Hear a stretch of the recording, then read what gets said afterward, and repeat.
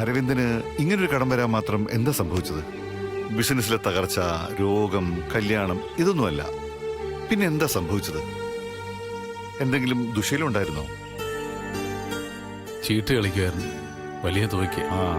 ചൂത് കലഹക്കാരനും പരിഹാസക്കാരനുമാണെന്ന എല്ലാ മതഗ്രന്ഥങ്ങളും പറയുന്നത്. അതിനടിമപ്പെട്ടവൻ നശിക്കും. അരവിന്ദന് ഇത്രയും കടമെന്നതിൽ അത്ഭുതപ്പെടാനില്ല. ഇപ്പൊ ഞാൻ എന്താ വേണ്ടത്? സേട്ടുവിന്റെ ഇന്ന് ആ വീട് തിരിച്ചു വാങ്ങിച്ചു തരണം, അല്ലേ? ചെന്ന് ചോദിക്കാൻ എനിക്ക് വേറെ ആരും ഇല്ല സർ.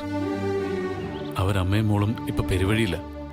അവരെ രക്ഷിക്കേണ്ടത് എന്റെയും കൂടെ ബാധ്യതയാണല്ലോ. രാഹുലെ, ഈ കാശെന്ന് പറയുന്ന സാധനം ഒരാൾക്ക് ഈശ്വരൻ തരുന്ന എന്തിനാണെന്നറിയാമോ? അതില്ലാത്തവരെ സഹായിക്കാനാ. നിങ്ങൾ എനിക്ക് അന്യരൊന്നുമല്ലല്ലോ, സ്വാതിയുടെ ബന്ധുക്കളല്ലേ. ഞാൻ സഹായിക്കാം. വെറുതെ വേണ്ട സാർ.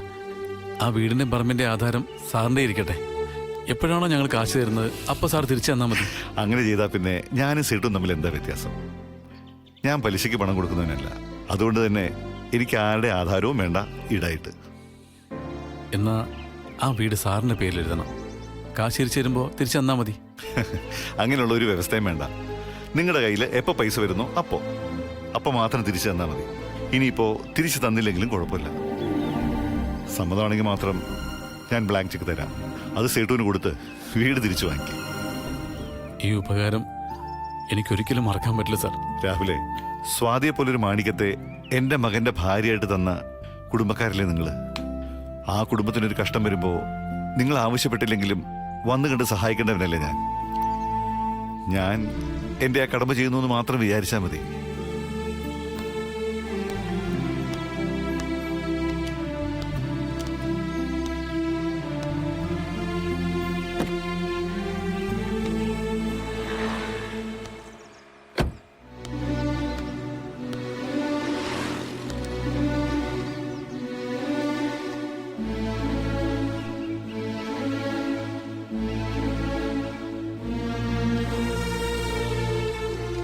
ഞാനിത് തൽക്കാലം സ്വാതിയോട് പറയുന്നില്ല.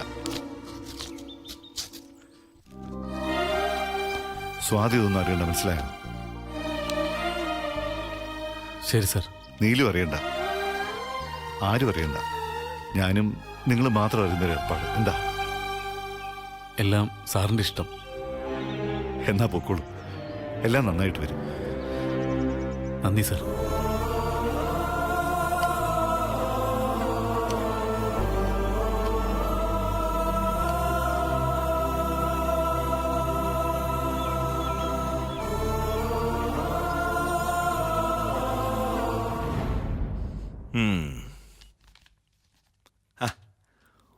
ഒറ്റ ചെക്ക് കൊണ്ട് കാര്യങ്ങൾ അവസാനിപ്പിക്കാവുന്ന ബന്ധുക്കളുണ്ടായിട്ടാണോ എന്നിട്ട് വട്ടം ചുറ്റിച്ചത്? പോലീസ്, കോടതി, ഭീഷണി എന്തൊക്കെയായിരുന്നു. ഇതങ്ങ് ആദ്യമേ ചെയ്തിരുന്നെങ്കിൽ വഴക്കിന്റെ വല്ല ആവശ്യം ഉണ്ടായിരുന്നു? ഇത് എരുന്നു വാങ്ങിച്ചാ സേട്ടെ. ഞങ്ങളുടെ ഗതികേട് കണ്ട് ഒരാൾ സഹായിച്ചതാ. ഇതും കടവാ, പലിശയില്ലാത്ത കടം. അല്ലെങ്കിലും സ്നേഹത്തിനോടെയാ പലിശ, അല്ലേ? രാഹുലെ, ഞാൻ പറഞ്ഞല്ലോ, പടച്ചോന് പോലും പൊറുക്കാൻ പറ്റാത്ത പണിയാ ഞാൻ ചെയ്യുന്നത്. എന്ത് ചെയ്യാനാ? ഇതിലായിപ്പോയി. കടലിൽ വീണ എന്ത് ചെയ്യും? നീന്തും. അതുപോലെ നീന്തിക്കൊണ്ടിരിക്കുക ഞാൻ. രാഹുൽ എന്നെ വെറുക്കരുത്. കൊല്ലാൻ കത്തി കഴുത്തി വെച്ചിട്ട് ആടിനോട് അറവുകാരൻ പറയുന്ന വാചകവും ഇത് തന്നെയാ സേട്ടെ, വെറുക്കരുതെന്ന്. അതുകൊണ്ട് അർത്ഥമില്ലാതെ അത്രയും വാചകങ്ങളൊന്നും വേണ്ട. നിങ്ങളെന്താണെന്ന് നിങ്ങളുടെ പ്രവൃത്തിയിൽ ഞാൻ അറിഞ്ഞതാ. എന്നുവെച്ച് നിങ്ങളെ കുറ്റപ്പെടുന്നതിൽ അർത്ഥമൊന്നുമില്ലെന്ന് എനിക്കറിയാം. നിങ്ങൾ പറഞ്ഞതുപോലെ നിങ്ങൾ നിങ്ങളുടെ ജോലി തന്നെയാണ് ചെയ്തത്. പെട്ടുപോയ ഞങ്ങൾ അതിൽ നൂരാനുള്ള ശ്രമവും ഭാഗ്യവശാൽ അത് വിജയിച്ചു. ഇനി ആ ആധാരം തിരിച്ചെന്നാൽ മാത്രം മതി. ഒപ്പം ദാ ഈ കടലാസിലൊന്ന് ഒപ്പിട്ട് തരണം. മറ്റൊന്നുമല്ല, തുക കിട്ടി ബോധിച്ചൊന്ന്. തീയതി പറഞ്ഞാൽ മതി. ആ ദിവസം വന്ന ആധാരം തിരിച്ച് രജിസ്റ്റർ ചെയ്ത് തരാം. കബീറേ, അതിങ്ങെടുക്ക.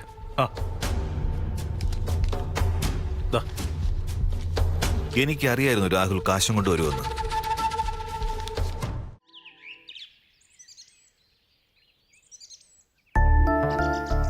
ആ നീയോ? എന്തടി പിന്നെ വഴക്കിട്ടോ? അമ്മ എന്നെ കുറിച്ച് അങ്ങനെയാണോ വിചാരിച്ചിരിക്കുന്നത്? അങ്ങനെയുള്ള കാര്യങ്ങളാണല്ലോ നീ ചെയ്തോണ്ടിരിക്കുന്നത്.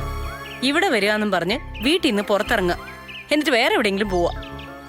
വളർത്തു ദോഷമാണെന്നല്ലേ എല്ലാരും പറയുള്ളൂ. എന്നെയല്ലേ എല്ലാരും കുറ്റപ്പെടുത്തൂ. ആരും അമ്മയെ കുറ്റപ്പെടുത്താൻ പോകുന്നില്ല. ഞാൻ എവിടെയാ പോയെന്നൊക്കെ ഗിരിക്കും വീട്ടുകാർക്കും മനസ്സിലായിട്ടുണ്ട്. അവർക്കതിൽ പരാതിയില്ല. അവർക്കില്ലായിരിക്കും, പക്ഷെ ഞങ്ങൾക്ക് പരാതിയുണ്ട്. അന്ന് നീ എവിടെയാ പോയത്? അതൊക്കെ പറയാം. വന്നു കയറിയ ഉടനെയാണോ ചോദ്യം ചെയ്യല്? എനിക്കവിടെ സുഖമാണോന്ന് പോലും ആരും ചോദിച്ചില്ലല്ലോ. എന്തിനാ ചോദിക്കുന്നത്? നിന്റെ വിശേഷങ്ങളൊക്കെ അവിടെ വന്നപ്പോ ഞങ്ങൾ അറിഞ്ഞല്ലോ.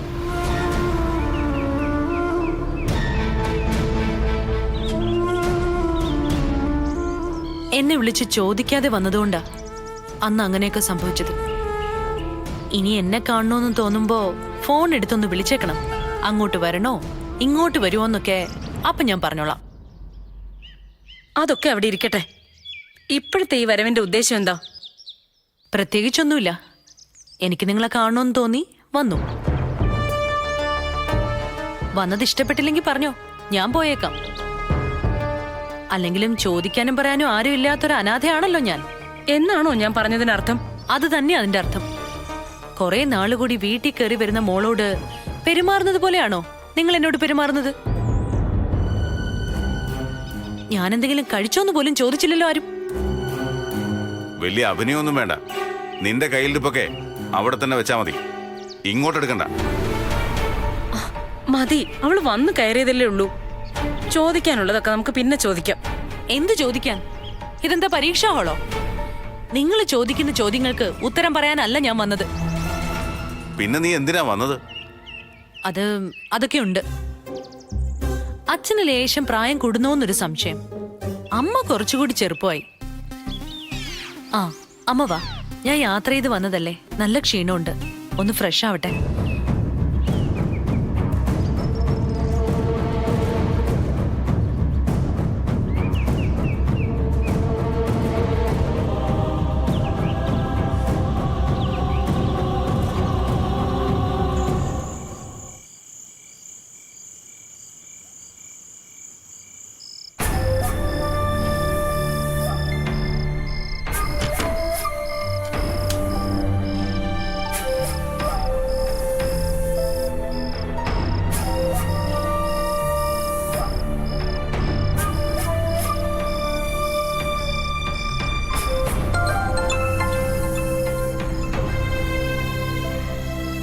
ഹലോ,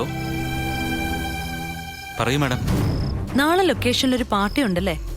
അതെ. ആ പാർട്ടിയിലേക്ക് നീല് സ്വാതിയെ ക്ഷണിച്ചിട്ടുണ്ടല്ലേ?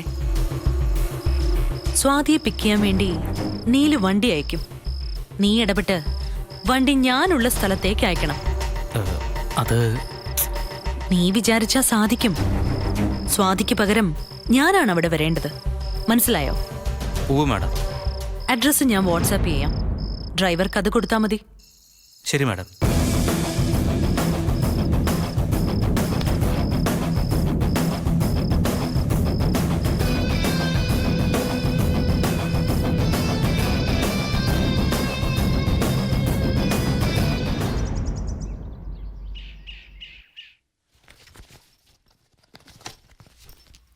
അമ്മേ, ആ നീ ഇതെവിടെ പോവാ? ഒരു പാർട്ടിയുണ്ട്. എന്നിട്ട് നീ ഇതുവരെ അത് പറഞ്ഞില്ലല്ലോ. പാർട്ടി എനിക്കാ, നിങ്ങൾക്കല്ല. ഗിരിക്കില്ലേ? ഇല്ല. അതെന്ത് പാർട്ടിയാ? ഭർത്താവിനില്ലാതെ ഭാര്യയ്ക്ക് മാത്രമുള്ള പാർട്ടി? എനിക്ക് നീലിനും മാത്രമേ ഉള്ളൂ. അതെന്താ അങ്ങനെ? അച്ഛനിത് എന്തൊക്കെ അറിയണം? പണ്ട് ഞങ്ങൾ പ്രേമിച്ച് നടന്നപ്പോ ഉള്ള ഒരു ഫ്രണ്ട് നടത്തുന്ന പാർട്ടിയാ. എന്നാലും വിളിക്കുമ്പോ നിന്നെയും ഭർത്താവിനും കൂടി വേണ്ടേ വിളിക്കാൻ? ഓ ഈ അമ്മ, നിങ്ങളൊക്കെ ഏത് ലോകത്താണോ ജീവിക്കുന്നത്? ഇത് ഫ്രണ്ടിന്റെ ഒരു ഗെറ്റ് ടുഗെദറാ. അവിടെ ഭർത്താവിനെയും അമ്മയും മുത്തശ്ശിയും ഒക്കെ വിളിക്കാൻ പറ്റുമോ? ഈ പാർട്ടിയുടെ വിവരം ഗിരിക്കറിയാവോ? അറിയാം. ഡേ, അതൊന്ന് മുഖത്ത് നോക്കി പറ. എനിക്ക് പേടിയൊന്നുമില്ല. ഗിരിക്ക് അറിയില്ലെങ്കിൽ അറിയില്ല എന്ന് തന്നെ ഞാൻ പറയും. അല്ല, എന്നെ ഇതിന് മാത്രം ചോദ്യം ചെയ്യാൻ നിങ്ങളൊക്കെ ആരാ? കല്യാണം കഴിക്കുന്നതിന് മുമ്പായിരുന്നെങ്കിൽ പോട്ടേന്ന് വെക്കായിരുന്നു. ഞാൻ അവൾക്ക് മെസ്സേജ് അയച്ചു എന്ന് നീ വിശ്വസിക്കുന്നുണ്ടോ? ഏട്ടന്റെ അഭിപ്രായം എന്താ? ഏട്ടനത് അയച്ചില്ലെങ്കിൽ പിന്നെ എങ്ങനെ അത് അവളുടെ ഫോണിൽ വന്നു എന്നാ ഏട്ടൻ വിചാരിക്കുന്നേ? അതെനിക്കറിയില്ല. പക്ഷെ ഞാൻ അയച്ചിട്ടില്ല. അപ്പൊ അവള് നുണ പറയുന്നതായിരിക്കും. ആയിരിക്കും. ഫോണിലാ മെസ്സേജ്. അവൾക്ക് കള്ളത്തരം കാണിക്കാൻ പറ്റുമെന്ന് ഏട്ടന് തോന്നുന്നുണ്ടോ? എനിക്കറിയില്ല അതെങ്ങനെ സംഭവിച്ചു. എവിടെയോ എന്തോ ചതി പറ്റിയിട്ടുണ്ട്. തെളിവാണ് ഒരാള് പറയുന്ന കാര്യം സത്യമാണോ നുണയാണോ എന്ന് തെളിയിക്കുന്നത്. ആ ആനുകൂല്യം ഇപ്പൊ അവക്കാം. അതിനർത്ഥം ഞാൻ തെറ്റുകാരനാണെന്നല്ലേ? എന്ന് ഞാൻ പറഞ്ഞില്ല. പിന്നെ നീ എന്താ പറഞ്ഞത്? എനിക്ക് മറ്റാരെയും ബോധിപ്പിക്കണമെന്നില്ല. പക്ഷെ നിന്റെ മുമ്പിലെങ്കിലും എനിക്ക് എന്റെ നിരപരാധിത്വം തെളിയിക്കണം. നീ എന്നെ അവിശ്വസിച്ചാ ഞാൻ തീർന്നു. പിന്നെ ഞാൻ ആർക്ക് വേണ്ടി എല്ലാം തെളിയിക്കാൻ നടക്കുന്നത്? ഞാൻ എന്ത് കരുതി കാണൂന്നാ ഏട്ടന്റെ വിചാരം? നീ ഒരു സ്ത്രീയാണ്, ഭാര്യയാണ്. ഏതൊരു പെണ്ണിന്റെയും മനസ്സിലായി പോവും വേദ കാണിച്ച മെസ്സേജ് കാണുമ്പോൾ. എന്നാലേ എന്നെ കുറിച്ച് അങ്ങനെ ഒരു ചിന്ത വേണ്ട. ഞാൻ വേദ പറഞ്ഞതൊന്നും വിശ്വസിച്ചിട്ടില്ല. ഏട്ടൻ എന്നെ ചതിക്കുന്ന ഒരിക്കലും ഞാൻ കരുതുന്നില്ല. പക്ഷേ ആ മെസ്സേജ്, അതിന്റെ സത്യം കണ്ടുപിടിക്കണം. ഉറവിടം കണ്ടുപിടിക്കണം. എവിടെ നിന്നത് വന്നു? ഏട്ടന്റെ മൊബൈലിൽ നിന്നാണെങ്കിൽ എങ്ങനെ അത് വന്നു? അതെല്ലാം കണ്ടുപിടിച്ചേ പറ്റൂ. മറ്റൊന്നിനും വേണ്ടിയല്ല. ഏട്ടൻ തെറ്റുകാരനാണെന്ന് ആരെങ്കിലും കരുതുന്നുണ്ടെങ്കിൽ അതല്ലെന്ന് തെളിയിക്കാൻ. ഒപ്പം കുറ്റം ചെയ്ത ആളെ എല്ലാവരുടെയും മുമ്പിൽ ഹാജരാക്കാൻ. എങ്കിലേ വേദ നമുക്ക് തോൽപ്പിക്കാൻ പറ്റൂ ഏട്ടാ. വേദ തോൽക്കുന്നു എന്ന് പറഞ്ഞാ അതിനർത്ഥം നമ്മൾ ജയിക്കുന്നു എന്ന് മാത്രമല്ല, സത്യം ജയിക്കുന്നു എന്നുകൂടിയാ. സത്യം ജയിക്കണം. ഏട്ടന്റെ അഭിമാനം കാക്കാൻ അത് സംഭവിച്ചേ പറ്റൂ.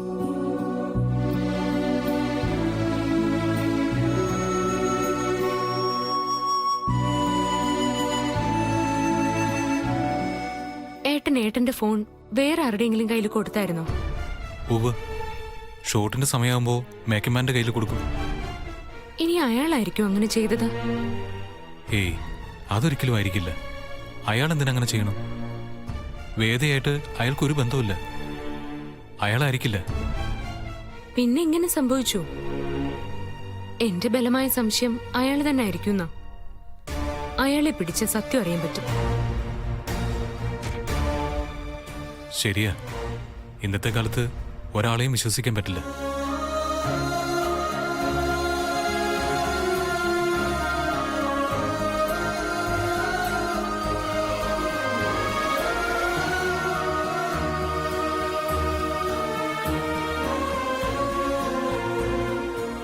എന്താ സാർ? നിന്നെ കാണാൻ വേണ്ടി വന്നതാ. നിനക്ക് സുഖമാണല്ലോ അല്ലേ? കുഴപ്പമില്ല. ഈയിടെയായിട്ട് നല്ല കാശ് കിട്ടുന്നുണ്ടെന്ന് തോന്നുന്നു. വർക്കുണ്ടല്ലോ സാർ. ഏത് വർക്ക്? നമ്മുടെ പടം നടക്കുമല്ലേ? പടത്തിൽ നിന്ന് മാത്രമല്ലല്ലോ നിനക്ക് വരുമാനം. അതേ ഉള്ളൂ സാർ. നീയും വേദയും തമ്മിൽ എന്താ ബന്ധം? ഏത് വേദ? സത്യം പറയുന്ന നിനക്ക് നല്ലത്. വേദയുടെ ഫോണിലേക്ക് എന്റെ ഫോണിൽ നിന്ന് മെസ്സേജ് അയച്ചത് നീയല്ലേ? ഞാനോ? ഞാൻ അങ്ങനെ ചെയ്യുമോ സാർ? നീ അല്ലാതെ വേറെ ആരും അത് ചെയ്യില്ല. എനിക്കറിയില്ല സാർ. ഒന്ന് കളയും നിന്നെ ഞാൻ. എന്റെ ജീവിതം തകർത്തിട്ട് നിന്നെ ഒന്ന് സുഖമായിട്ട് കഴിയാൻ ഞാൻ സമ്മതിക്കില്ലടാ.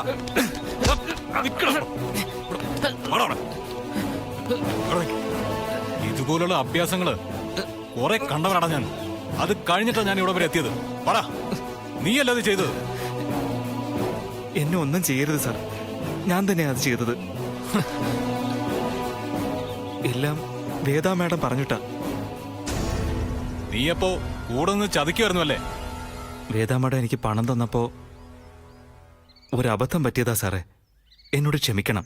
അതുകൊണ്ട് എന്റെ ജീവിതത്തില് എന്തൊക്കെ സംഭവിച്ചെന്ന് നിനക്കറിയോ? ഞാനിപ്പോ വീട്ടുകാരുടെയൊക്കെ മുമ്പില് നാണം കെട്ട് നിൽക്കുക. എടാ, വേദ എന്റെ അനിയന്റെ ഭാര്യയാ. അവൾക്ക് ഞാൻ മെസ്സേജ് അയച്ചു എന്ന് പറഞ്ഞാ എന്താ അതിന്റെ അർത്ഥം?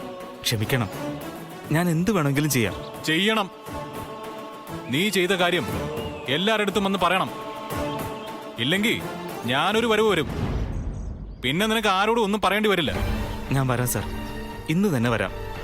ഞാൻ ചെയ്തതൊക്കെ തെറ്റാണെന്ന് എനിക്ക് മനസ്സിലായി. ഞാൻ തന്നെ അതിന് പ്രായശ്ചിത്തം ചെയ്തോളാം. വിശ്വസിക്കാമോ? വിശ്വസിക്കാം.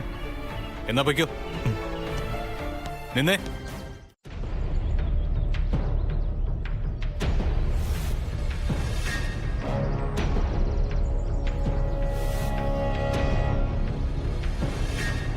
ഏട്ടാ, ഏട്ടൻ എന്ത് തീരുമാനിച്ചു? എന്ത് തീരുമാനിക്കാൻ? തെറ്റൊന്നും ചെയ്തിട്ടില്ലെന്ന് എനിക്ക് നല്ല ഉറപ്പുണ്ട്. അതുകൊണ്ട് ഞാൻ ആരുടെ മുമ്പിൽ താഴാനൊന്നും പോകുന്നില്ല. അപ്പൊ സിനിമ? നുണ പറഞ്ഞ ആ മേക്കന്മാനോട് ഞാൻ മാപ്പ് പറയണമെന്നാണോ നീ പറയുന്നത്? സിനിമ നടക്കാൻ അത് ചെയ്തല്ലേ പറ്റൂ. അപ്പൊ ഞാനെന്ന വ്യക്തിക്ക് ഒരു വിലയുമില്ലേ? എന്നെ വിശ്വസിക്കാതെ എന്തുകൊണ്ട് എല്ലാവരും അവനെ മാത്രം വിശ്വസിക്കുന്നത്? എന്നെക്കാളും വലുതാണോ അവൻ? ഇത് വിശ്വാസത്തിന്റെയും വിശ്വാസക്കേടിന്റെയും പ്രശ്നമല്ലല്ലോ ഏട്ടാ. ഒരു കാരണവശാലും ആ സിനിമ മുടങ്ങി പോകരുത്. അതല്ലേ ഇവിടുത്തെ പ്രശ്നം. സിനിമ മുടങ്ങിയ അത് ഏട്ടൻ കാരണമാണെന്നേ എല്ലാവരും പറയൂ. ഇനി അങ്ങനെ പറഞ്ഞില്ലെങ്കിലും അത് ബാധിക്കാൻ പോകുന്നത് ഏട്ടനെ മാത്രമായിരിക്കും. മറന്നിട്ടില്ലല്ലോ വേദം ഉണ്ടാക്കിയ കുഴപ്പം.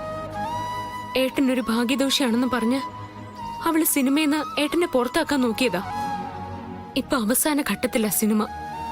ഇപ്പൊ മുടങ്ങിയ എത്ര കാശാ പോവാൻ പോകുന്നത്? ഏട്ടൻ ഭാഗ്യമില്ലാത്തവനാണെന്ന് എല്ലാവരും വിധി എഴുതും.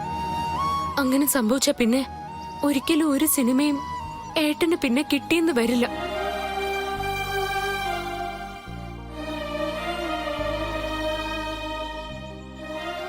ഏട്ടന്റെ സ്വപ്നമല്ലേ സിനിമ. അത് നടക്കാൻ വേണ്ടി ഏട്ടനൊന്ന് വിട്ടുവീഴ്ച ചെയ്യണം.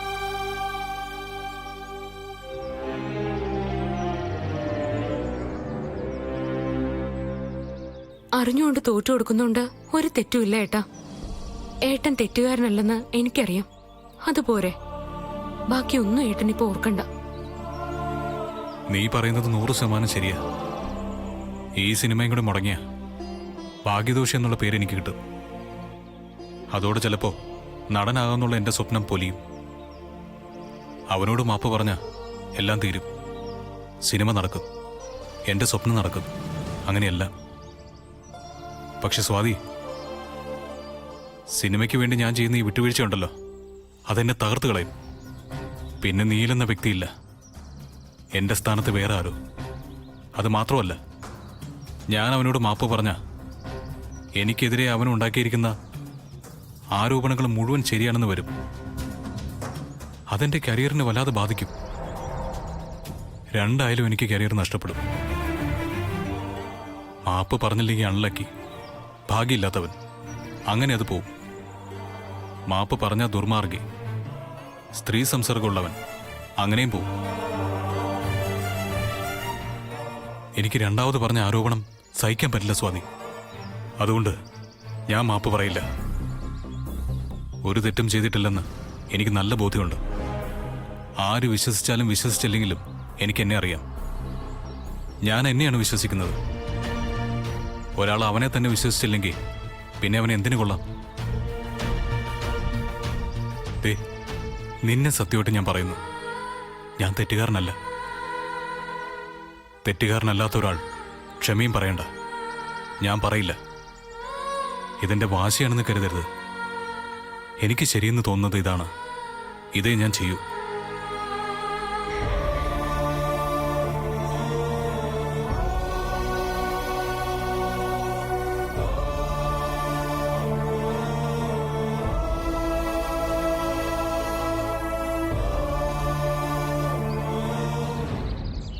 ഞാൻ വന്നത് നിങ്ങളുടെ കാല് പിടിക്കാനാ.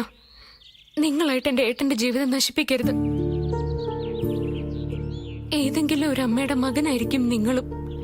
ആ അമ്മയാ ചോദിക്കുന്നതെന്ന് വിചാരിച്ചാ മതി. എന്റെ ഏട്ടൻ തെറ്റുകാരനാണോ? അത് മറ്റുള്ളവരെ സ്നേഹിക്കാൻ മാത്രമേ എനിക്കറിയൂ.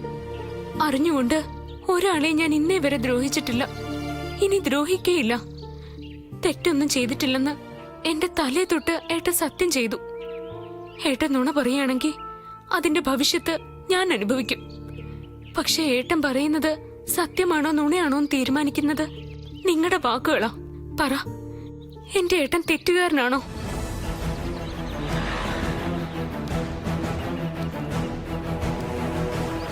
പറയ. അത് എനിക്കൊരു ഉത്തരം മാത്രമേ വേണ്ടൂ. ഏട്ടൻ തെറ്റുകാരനാണോ അല്ലയോ? മറന്നുപോയതായിരിക്കും. മോനെ രാഹുലേ, എന്റെ പേര് സേട്ട്. സോഹൻലാൽ സേട്ട് എന്ന് പറയും. കരീം സേട്ട് എന്നും വിളിക്കും. മലയാളിയാണെങ്കിലും മംഗലാപുരത്താ താമസം. അവിടെ വച്ചാ ഞാൻ അരവിന്ദാക്ഷനെ പരിചയപ്പെടുന്നത്. ഇനി കയറാമോ? അല്ല, പരിചയമുണ്ടെന്ന് കരുതി ഞങ്ങൾക്ക് പൂർണ്ണമായിട്ട് മനസ്സിലായിട്ടില്ല. എന്നാ പറയാം. കച്ചട എനിക്കും ഇഷ്ടമല്ല. നമ്മളിപ്പോ നിന്ന് സംസാരിക്കുന്ന ഈ വീടില്ലേ, ഇതെന്റെ പേരില, സോഹൻലാൽ സേട്ടിന്റെ പേരിൽ. അയ്യോ, ഇനി കയറാമോ? ഇതേ ഞങ്ങളുടെ തറവാടാ, അതെങ്ങനെ നിങ്ങളുടേതാവുന്നത്? അതാണ് ഈശ്വരന്റെ ഒരു കളി. ഇന്ന് എന്റെ കയ്യിലിരിക്കുന്ന പലതും നാളെ വേറെ ആരുടെയെങ്കിലും കയ്യിൽ വരും. ഈ സ്വത്തും പണവും ഒക്കെ ഇങ്ങനെ കറങ്ങിക്കൊണ്ടേയിരിക്കും, ഒരു കയ്യിൽ നിന്നും വേറൊരു കയ്യിലേക്ക്. ഏതായാലും ഞാൻ ഈ വീടൊന്നും കാണട്ടെ, എന്നിട്ട് നമുക്ക് സംസാരിക്കാം. അല്ല, അത് എന്താ മോനെ ഇത്? ആരാ ഇവരൊക്കെ? എന്തിനാ ഇവര് വീട് കയറി കാണുന്നത്? മോളെ ദേവപ്രിയേ, എന്താ അമ്മേ? ഇങ്ങോട്ട് വന്നേ. വരുന്നു. എന്താ അമ്മേ? നമ്മുടെ വീട് വേറൊരുത്തന്റേതാണെന്ന് പറഞ്ഞ് കുറെ ആൾക്കാർ അകത്തേക്ക് കയറിപ്പോയി. ആളുകൾ കയറിപ്പോയോ?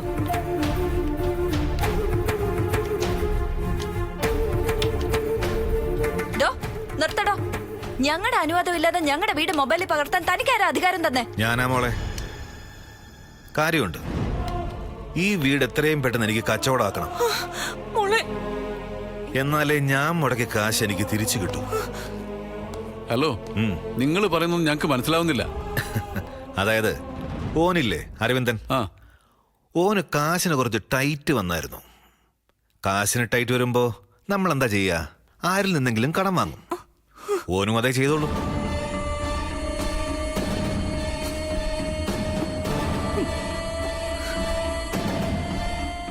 കാശ് കൊടുത്തത് ഞാനാ. ഒടുക്കം മുതലും പലിശയും കൂടി വലിയൊരു തുകയായി. പലിശ അതെനിക്ക് പ്രശ്നമല്ല, കിട്ടിയില്ലെങ്കിലും വേണ്ടില്ല. പക്ഷേ മുതല് അത് കളയാൻ പറ്റുമോ? അപ്പോഴാ അരവിന്ദൻ ഈ വീടും ടൗണിലെ ആ അരിക്കടയും കൂടി എനിക്ക് എഴുതുന്നത്. അരവിന്ദന് കൊടുത്ത കാശ് മുതലാക്കാൻ വേണ്ടിയാ ഇക്കണ്ട ദൂരം മുഴുവൻ വണ്ടി ഓടിച്ച് ഞാനിങ്ങ് വന്നത്. ഇടങ്ങേറുണ്ടാക്കരുത്. ഞാനൊരു തീയതി പറയും, അതിനു മുമ്പ് വീടൊഴിഞ്ഞു തരണം. തന്നില്ലെങ്കിലോ? കബീറേ, സെഡ്ജി, നമുക്കുള്ളതൊക്കെ ആയല്ലോ. ആയി സെഡ്ജി. അപ്പൊ പോട്ടെ മോളെ, ഇനിയും വരാം.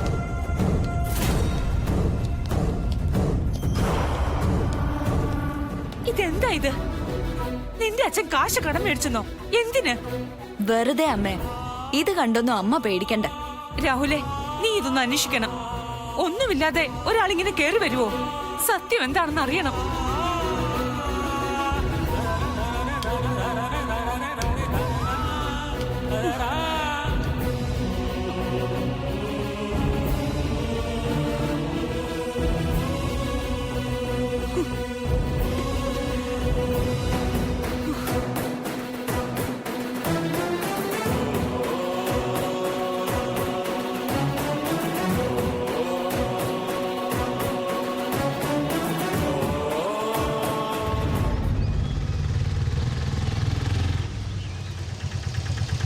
നിർത്ത്.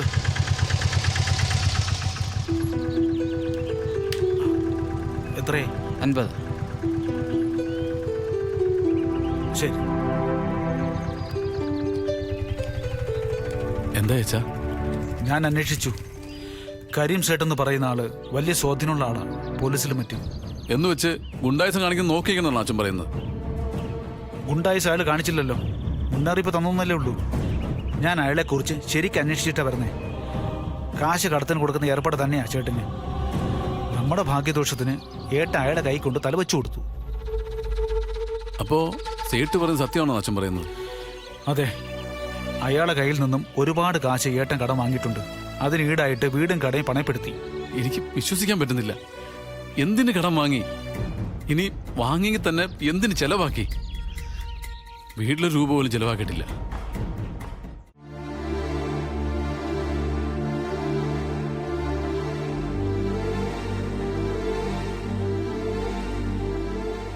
ഇങ്ങനെയൊക്കെ സംഭവിക്കുമെന്ന് ഞങ്ങൾക്ക് നേരത്തെ അറിയായിരുന്നു. എല്ലാത്തിനും കാരണക്കാരി നീ ഒറ്റ ഒരുത്തിയാ. കിട്ടുമായിരുന്നൊരു നല്ല ജീവിതം നീയായിട്ട് നശിപ്പിച്ചില്ലേ?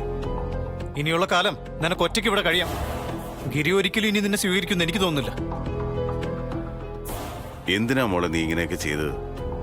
നിന്നെ ഓർത്ത് സങ്കടപ്പെടുന്ന ഞങ്ങളെ പോലും ഓർത്തില്ലല്ലോ നീ. എന്നെ ഓർത്ത് നിങ്ങൾ ആരും വിഷമിക്കണ്ട. എന്നെ ഇവിടെ കൊണ്ടുവന്ന് വിട്ട അതേ ആള് തന്നെ എന്നെ തിരിച്ചു വിളിക്കും. അങ്ങനെ ചെയ്യിക്കാൻ എനിക്ക് പറ്റും. ഇപ്പോഴും അഹങ്കാരത്തിനൊരു കുറവുമില്ല. എടീ, ഗിരിയെന്നല്ല ആരും ഇനി നിന്നെ വിളിക്കാൻ വരാൻ പോകുന്നില്ല. നിന്നെ അവൻ ഉപേക്ഷിച്ചു എന്നേക്കുമായിട്ട്. ഇനി വരാൻ പോകുന്നതേ ഡിവോഴ്സ് നോട്ടീസ് ആയിരിക്കും. വരട്ടെ. അങ്ങനെ ഒരു നോട്ടീസ് കൊണ്ടൊന്നും എന്റെ കയ്യിൽ നിന്ന് രക്ഷപ്പെടാവുന്ന ഒരുത്തനും വിചാരിക്കണ്ട. കോടതി കിടന്ന് അവര് വെള്ളം കുടിക്കും. അപ്പോഴും അവരെ തോൽപ്പിക്കുന്ന ഒരു കാര്യം മാത്രമേ നിനക്ക് ചിന്തിക്കാനുള്ളൂ. വേറെ എന്താ ഞാൻ ചിന്തിക്കേണ്ടത്? അവരുമായിട്ട് ഒത്തുപോകുന്നതിനെ കുറിച്ച് നീ എന്താ ആലോചിക്കാത്തത്? നിന്റെ ഇപ്പോഴത്തെ ഈ സ്വഭാവമൊക്കെ മാറ്റിയാ അവർ നിന്നെ സ്വീകരിക്കും. നിനക്ക് വേണ്ടി ഞങ്ങൾ അവരുടെ കാല് പിടിക്കാം. ആരും ആരുടെയും കാല് പിടിച്ച് കിട്ടുന്ന ജീവിതം എനിക്ക് വേണ്ട. എന്തെങ്കിലും തെറ്റ് ചെയ്തു എന്ന് ഇപ്പോഴും ഞാൻ വിശ്വസിക്കുന്നില്ല. എന്നോട് നീലും അയാളുടെ വീട്ടുകാരും കാണിച്ച നന്ദികേടിനോളം വരില്ല ഒന്നും. ചതിക്കപ്പെട്ടത് ഞാനാ. എന്നിട്ടും എന്റെ ഭാഗം പറയാനോ എന്നെ ഒന്ന് ആശ്വസിപ്പിക്കാനോ ഒരാളുമില്ല. നിന്നെ അവൻ വേണ്ടെന്ന് വെച്ച് സ്വാതിയെ കെട്ടിയ ആ നിമിഷം നീ അവനെ മറക്കണമായിരുന്നു. അത് ചെയ്യാതിരുന്ന നീ ചെയ്ത ഏറ്റവും വലിയ തെറ്റ്. അതെ, എന്നിട്ട് ഞങ്ങൾ കണ്ടുപിടിച്ചിരുന്ന ഒരുത്തനെ കല്യാണം കഴിഞ്ഞെങ്കിൽ ജീവിക്കണമായിരുന്നു. കഴിഞ്ഞത് കഴിഞ്ഞു. ഇനിയും നന്നാവാൻ സമയമുണ്ട്. നിനക്കത് പറ്റും. നീലിനോടും ആ കുടുംബത്തോടുള്ള ദേഷ്യം നീ മറക്കാൻ തയ്യാറായാൽ നിനക്ക് നല്ലൊരു ജീവിതം ഇനിയും കിട്ടും. ഗിരി നല്ലൊരു ചെറുപ്പക്കാരനല്ലേ? നീ അവനെ അംഗീകരിക്കണം, സ്നേഹിക്കണം. നീലിനെ മറക്കുകയും വേണം. അതോടെ എല്ലാ പ്രശ്നങ്ങളും അവസാനിക്കും.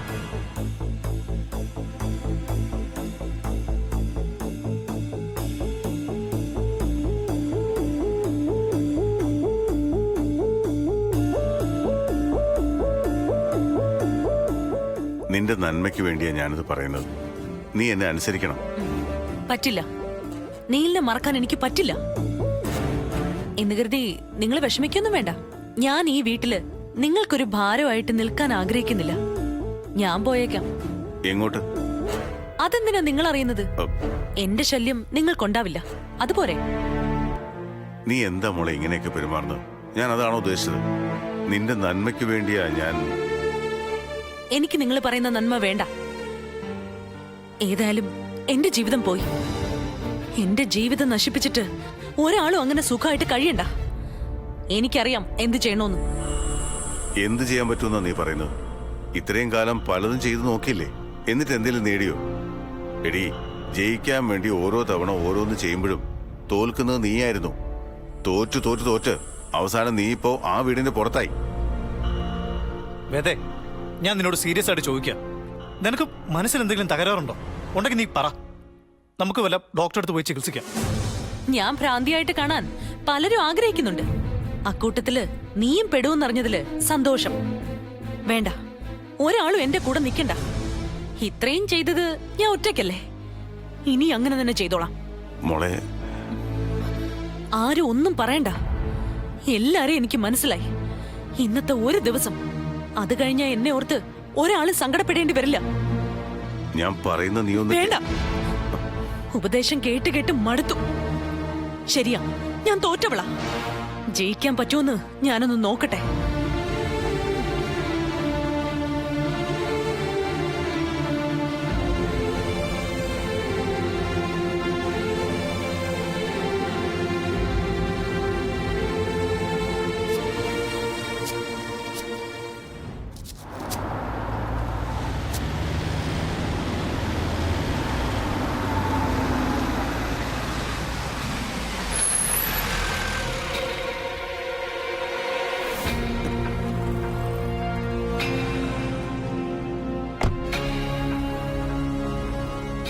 എന്താ ഇവിടെ വന്ന് നിൽക്കുന്നേ? ഞാൻ വീട്ടിലേക്ക് വരികയായിരുന്നു. ഏത് വീട്ടിലേക്ക്?